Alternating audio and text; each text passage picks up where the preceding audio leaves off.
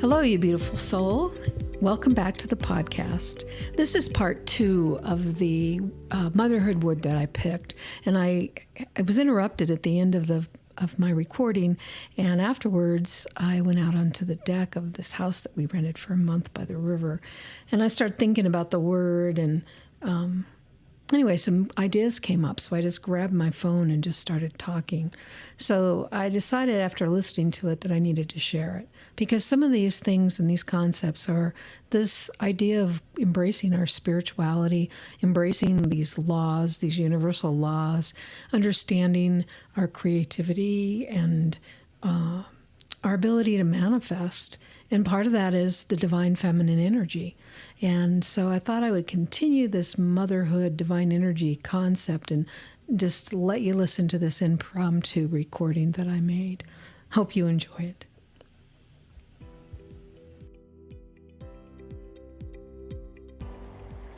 I just had the most interesting feeling flood over me. We're at the house on the Rogue River, Grants Pass. Larry's doing something at the other house. I'm sitting here with Dixie. And I just felt peace and calm. And I'm like, this is what I wanted. This is what I wanted to experience. Water moving by, the sound of it, the trees. I wanted to be sitting there on a Sunday feeling at peace and calm, like I'm feeling right this moment. It's like, this is what I want. And I'm experiencing it in the physical reality. So, I had to pay for it, and it's somebody else's house. But now I know what it feels like. I know what it feels like to sit here and look at the geese and the baby goslings and the ducks and people going by in fishing boats or jet skis. And it's like, and all the trees and the blue sky. And it's like life is just good, So I'm seeing it. I'm experiencing it. I'm feeling it like on that heartfelt level, like Joe Dispenza talks about, imagining it in your mind like it was real. But if you've never allowed yourself to have the experience of that, it's just all imagination. But when you can experience it like we are right now, it becomes more real. It reminds me of the first time I rode down the Avenue of the Giants in the Redwoods. And it's this 2-lane road called the Avenue of the Giants. And it is exactly that. It's a road through these gigantic redwood trees. And it's like another world. It's like you entered another world. And you drive down that road, and it's just, it has an energy that it just takes you over. Well, anyway, that's what you want to create to manifest, because if you feel it on that level, like I can remember the Avenue of the Giants and have that feeling. Just like right now, I imagine this in my imagination, but now I'm like physically experiencing it. And I hear the water, and I smell the smells, and I hear the other noises, and the squirrels in the trees, and the birds, and the sun on my body. It's like I'm experiencing it in physical reality. So now when I close my eyes in my imagination and I visualize our own property with our perfectly made house that we want, exactly how we both want it and what we both need, I can imagine that's behind me right now, and this is me sitting on that deck looking out at the river in front of my house. And I'm living there. And I believe in that feeling enough that reality will become mine. And it will. I mean, right now, the first stage is our lake, mobile home on the lake, which is beautiful and serene and in a whole nother way. And then that will be the place for us that we get to go home to while we're in the process of creating that riverfront property. And it gives us the time to find the perfect spot and have all the things that need to come together. It's like allowing it to happen in the way it needs to happen. All I needed was to get the feeling, so that all I have to do is go into my imagination and think of myself sitting here right now with my house behind me, and all the work is already done. I just have to allow it to unfold. So that feels good. That's a good feeling. And the other part of the feeling was like accepting that everything is done. Like, I don't really have to do anything. I'm finally enjoying the fruits of my labor.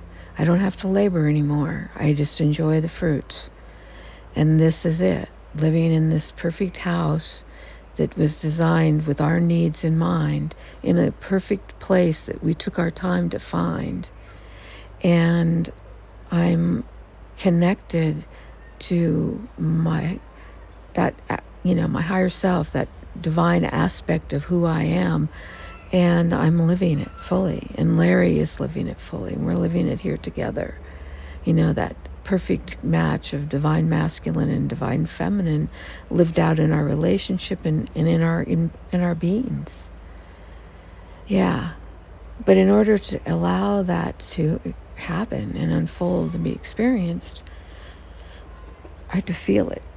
I have to feel it in my heart, and I have to feel it in the energy body, the mind, heart coherence. It's like so powerful. The heart is this magnet, and the brain is the signal tower. It's sending out the signal of, this is what we want to collect from the quantum field. Bring it in. And my heart can act as the magnet. And how I build the heart muscle is like having this experience right now. Being on a beautiful house on the river and feeling what it was like to actually live like that. And then holding that, imagining that, holding the space for that. And then what happens is the universe goes, this magnetic pull from my heart goes out there into the field, and all of a sudden starts bringing people that we need to meet, places that go for sale, that are a perfect match. Interesting synchronicities and coincidences. They just start happening, and all of a sudden, without hardly any effort, it's all being manifested.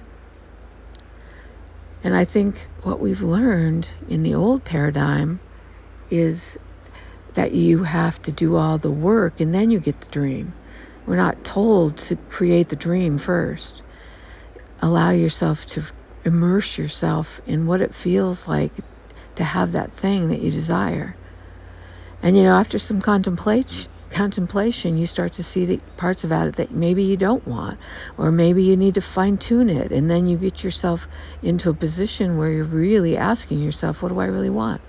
And then you start creating from this place of this inner knowing, and then you imagine that, then you let yourself experience it like we did here. Some people would think it was crazy to spend $3,500 to go stay someplace for a month on a river. I don't think it is. That was an investment in our future. That was an investment in us being able to visualize what living on the river looks like. Now when we hold that, I have this moment of calm, and little white flecks from the cottonwoods that are blooming or floating through the air, and they looks like snow in the springtime, and there's all these baby goslings, and there's all this new life and new birth, and the trees are blooming and flowers are blooming. I'm like, this is the birth of my new dream, and this is what my memory looks like. It couldn't be more idyllic. So this is the memory I'm going to hold, and then my home, my future can be this. So we invested in that. Yeah, in the old paradigm, we try first. Okay, I got to go work hard. I got to save 20% down payment. I got to sell this, do that. I got to do all this nuts and bolts work before I can even go discover what I really want. And it's like, oh, or what I really want is so expensive. I've got to get all that stuff in ducks in a row. It's not about that at all. It's like, we just bought a stove for $2. It's a $3,000 stove. A range, and we got it for $2. It was on Facebook listed for $2. We just said, we're having this, we're going to come pick it up. And the guy goes, okay. And because we said that, he's like, well, it's sold. When other people called, he said he had like 20 some people who wanted it. And we went out there, picked it up, and he was really a great guy, and we talked about some really great topics, and he showed us his workshop and his garden and how he's really loving, growing food. And, we talked about politics, and and I gave him my book, the New Paradigm Guide, and we were on the same page about people living their passions. And I thought, oh, this is just perfect, and the reason he sold it for $2 is his mom he had built a home for his mom. It was attached to his family home, and she wanted a different stove. So he got rid of this one and bought her the kind she wanted. And he's like, what do you want me to do with this? And she's, just sell it. And he said, how much? And she said, $2. He said, fine. He listed it on Facebook for $2. He knew how much it cost, but he was just doing it. And then he told us, you don't have to pay he told us on the way, he texted me, we hadn't met him yet, and he's like, if you don't want to pay the $2, you can just have it for 15 minutes of weed pulling. And we both just started laughing. It's like, we can get this stove or this range. And the weird thing is, it's like a special range. It has to slide into an island. It has to be built for that. This one is. Anyway, so funny. So how could I ever have goal set that or planned that out? I'm going to go pick up a $3,000 stove for $2. No way. And, things are just happening like that. Larry went for a walk, and he met a guy who's a painter. He went for another walk. He met a woman whose brother, puts flooring in. And then, he found a landscaper guy, all these people that we knew. I decided that these roses in front of our house, I don't like roses. I want the roses gone. So I put an ad on Facebook Marketplace, free rose bushes, because it was the day before Mother's Day. I thought, hey, somebody can dig up a rose bush and give it to their mother. And I got this guy, or I got several people, but the first guy, he wanted them. So I said, well, come on. So he came, and he's doing them for his landlord, the woman he rents from, and she loves roses, so he's getting for her and for his wife. And so he's digging them all up. So what does this guy do? He just moved to the area. He's from New York, and he's a construction guy. He's been in construction for 20 years, and he wants to start a home, remodeling business. And his wife is like helping him, with all the business side of it. And so now we have somebody to remodel our house. And we got them because we were giving away free roses, free rose bushes. That's so funny. Anyway, that kind of stuff happens, and then pretty soon you've got your house. And all it takes, the huge thing it takes is letting go of the ways that you've been programmed that things work.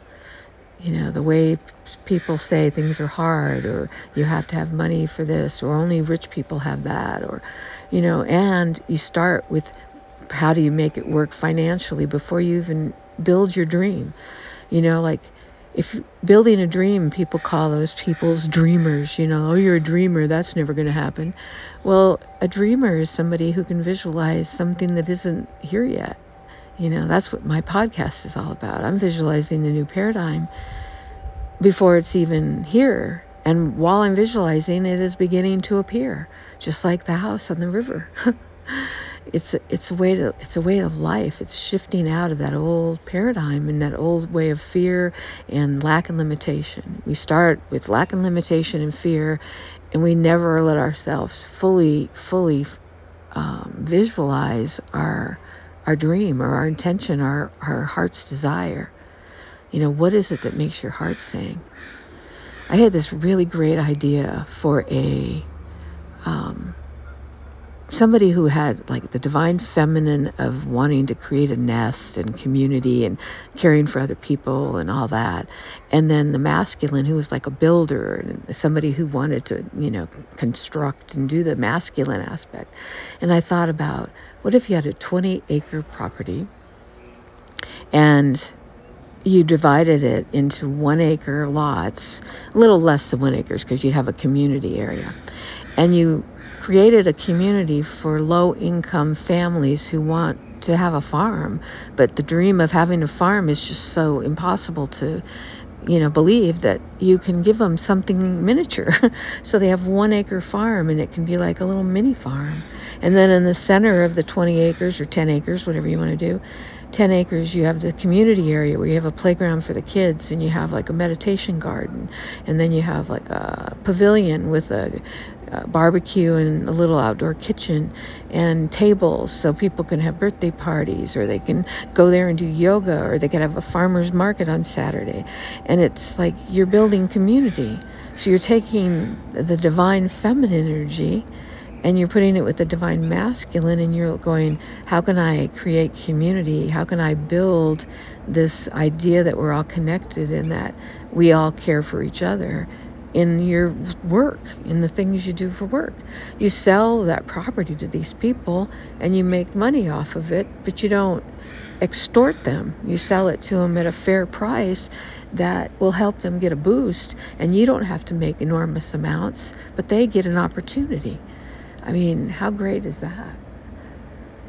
That just would be wonderful. So that's, taking the divine feminine and masculine in the new paradigm and working together. I had this other idea about an organized, person who's got that left brain masculine kind of build a business, take charge, organize kind of thing, and then this feminine energy of wanting to nurture and teach, and creating an art studio for underprivileged kids or for low-income kids where they can go and don't have to pay, and they get to experience art, and then you get sponsors to help pay for the supplies or whatever.